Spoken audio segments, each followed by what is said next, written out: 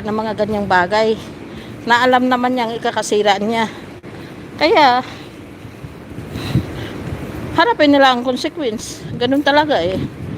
Kung pinabayaan niya eh, doon lang niya pinapatunayan na may relasyon sila ng Tatay Jethro, kaya sunod-sunuran siya doon. Ayun naman balita eh, may relasyon sila, may schedule nga daw yung pagpunta ni Tatay Jethro doon sa kanya.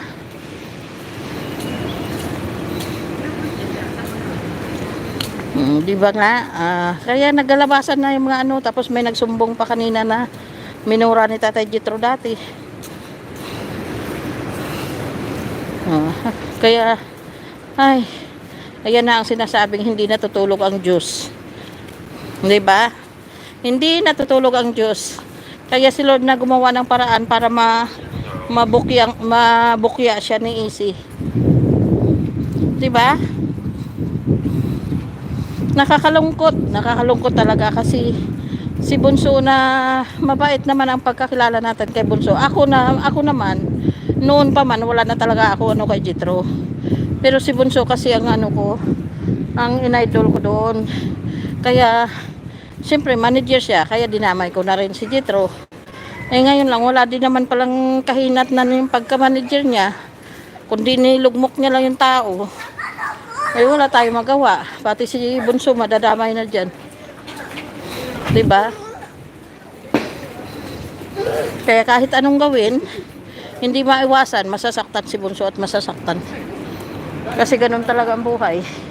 Kaya kailangan natin harapin ang katotohanan. At kailangan natin ilabas ang katotohanan. Ganun din naman yun, diba?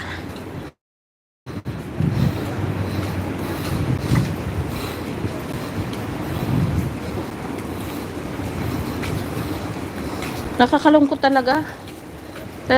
Pero wala tayong magawa na eh.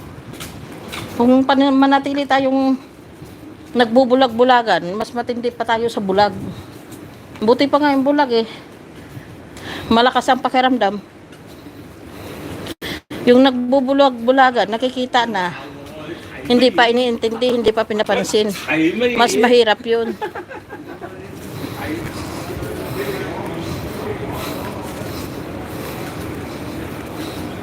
Oo. Ay, nagsimula na ako ng live kasi mag-alas 4 na wala, hindi pa tapos si Easy. Hindi ko na maintay na makatapos siya. Mahaba pang kwento niya.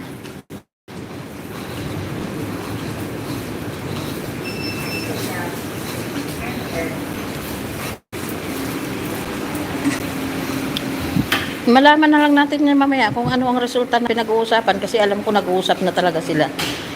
Kinumpronta yun kukumprontahin yun ni Tita Nuray. Siguro kaya hiningi na nila yung link kay Easy. Para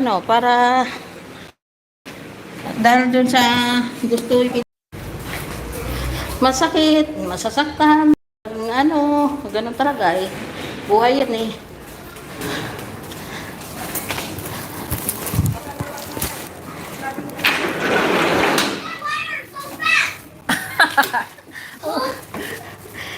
Why I'm so fast? You want me to take a long time outside? No, so fast.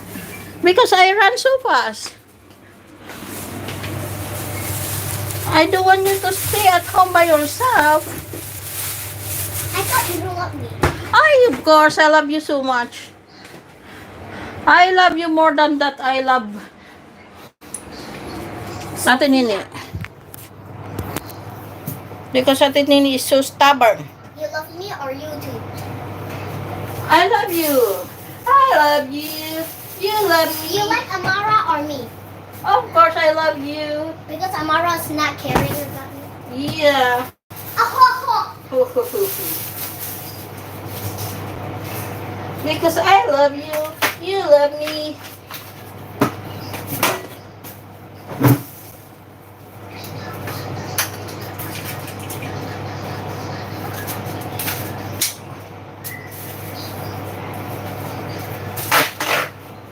Bili ako ng mais. Mais. Dito tayo.